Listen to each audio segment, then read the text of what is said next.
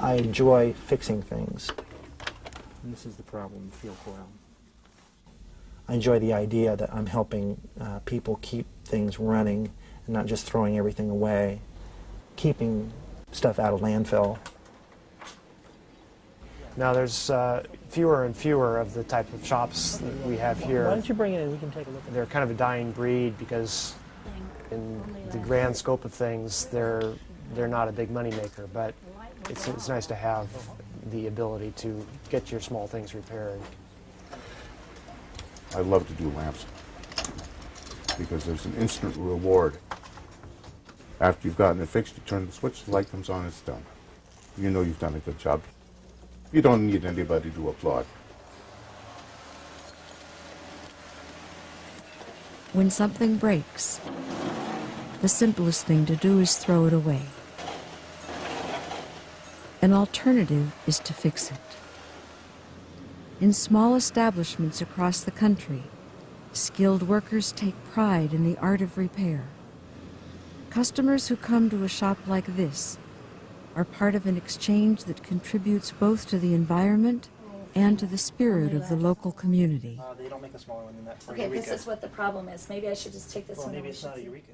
Yes, well then it's a Style F. The only difference between Style F and Style J. Okay, we replace the bellows and put a new belt on it. Now, I got a real good one for you. I have to throw this away, or I need a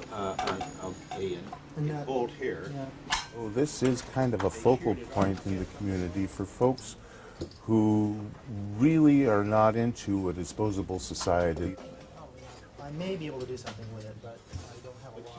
This is the first place that they go when they need to have something done. Right. It's And we've got the reputation, and I think it's justly earned to be able to fix just about everything but the break of day. I know what kind of parts we're going to need to hang on to, and there's been things that I've been holding on to for 20 years, and tomorrow I may need that part. We'll do whatever we can to make it live again. And this pretty typical thing on this particular vacuum cleaner that goes wrong. The motor overheats. If something gets jammed in here like a sock or a rock or a coin, and the motor freezes up fast enough and it freezes solid, what happens is the fuse just pops because it gets too hot too quick. So that's what's wrong with it. And I basically told them it's not worth fixing.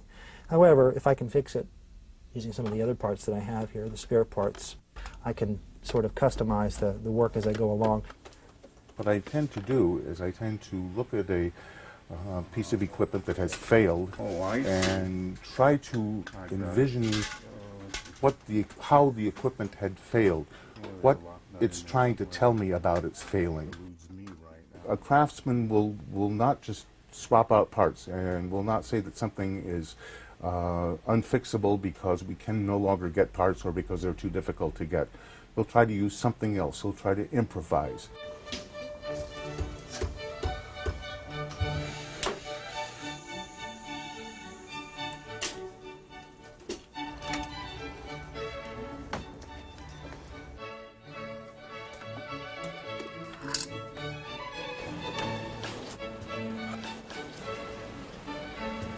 This place, this store, is part of this community.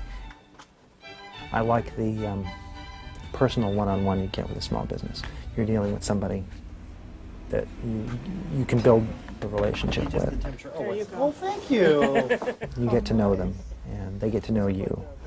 George has been kind enough to drop things off at my house because he lives up my way, and we'll swing by, and he's helped neighbors out, and anybody that needs it, he's real good about even coming and making a house call. It feels like it's part of you. It's not just a job. You're making it part of you. So I appreciate that aspect of a small business as well. Hi. What can I do for you? I just need some type S bags. Okay, Eureka or who? Yeah. Eureka, okay. Yeah. Here you go. Right there.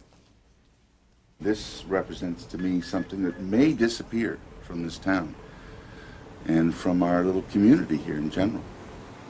It's a value and an ethic and an ethos. And if we lose this, if we lose small shops And if we lose the association of people one to another, we've lost something of great significance to ourselves and to our children.